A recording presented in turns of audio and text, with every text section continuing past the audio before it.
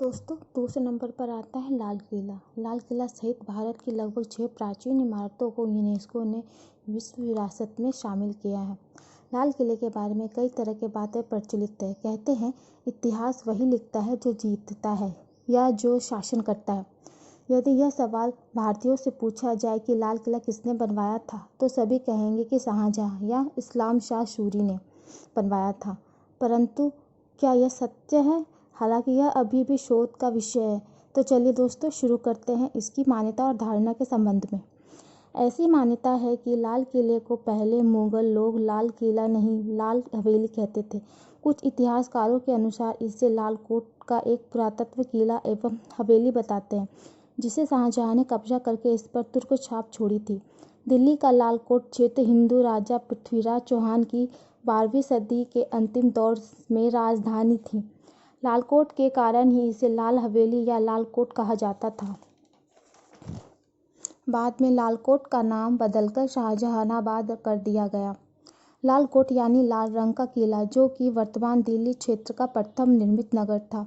यदि मुगल इसे बनाते या बनवाते शाहजहां इसे बनवाते, तो इसका नाम लाल किला नहीं रखते, बल्कि किसी फारसी भाषा के नाम पर रखते। कई लोग कहते हैं कि इसको अपना नाम लाल बलुआ पत्थर की प्राचीन एवं दीवार के कारण मिला है। कुछ इतिहासकारों का कहना है कि इसकी स्थापना तोमर शासक राजा अनंग पाल ने 1060 में की थी। साक्ष्य बताते हैं कि तोमर वंश ने दक्षिण दिल्ली क्षेत्र में लगभग सूरजकुंड के पास शासन किया, जो 700 ईस्वी से आरंभ हुआ था। तोमर शासन के बाद फिर चौहान राजाओं का शासन चला। पृथ्वीराज चौहान ने 12वीं सदी में शासन ले लिया और उस नगर की ओर किले का नाम राय पिथौरा रखा। राय पिथौरा के अवशेष महरौली, किशनगढ़ और वसंत कुंज क्षेत्रों में देखे जा सकते हैं।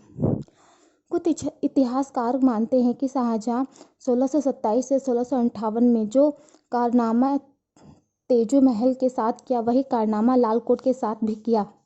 लाल किला पहले लाल कोट कहलाता था। दिल्ली का लाल किला शाहजहां के जन्म से सैकड़ों साल पहले महाराजा अनंगपाल तोमर द्वितीय द्वारा दिल्ली को बसाने के क्रम में ही बनाया गया था। महाराजा अनंगपाल तोमर द्वितीय अभिमन्यु के वंशज तथा परमवीर पृथ्वीराज चौहान के नानाजी थे।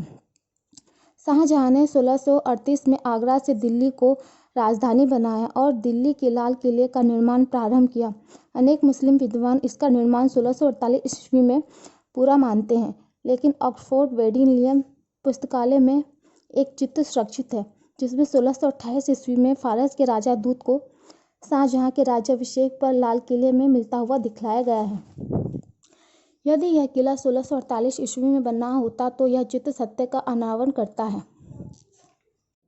इसका सबसे बड़ा प्रमाण है कि तारीख़ फिरोजा शाही से लेखक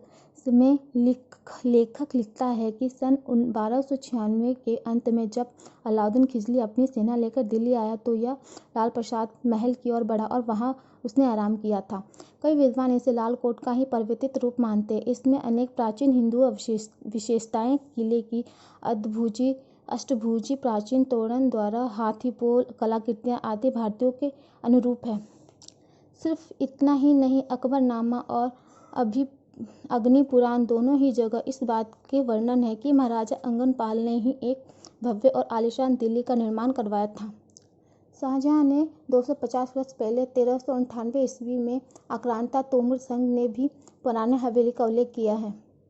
आज भी लाल किले के कुछ अंग की दूरी पर बने हुए देवालय हैं, जिसमें से एक लाल जल मंदिर और दूसरा गौरी शंकर मंदिर है, जो शाहजहां से कई शताब्दी पहले राजपूत राजाओं को बनवाए हुए हैं।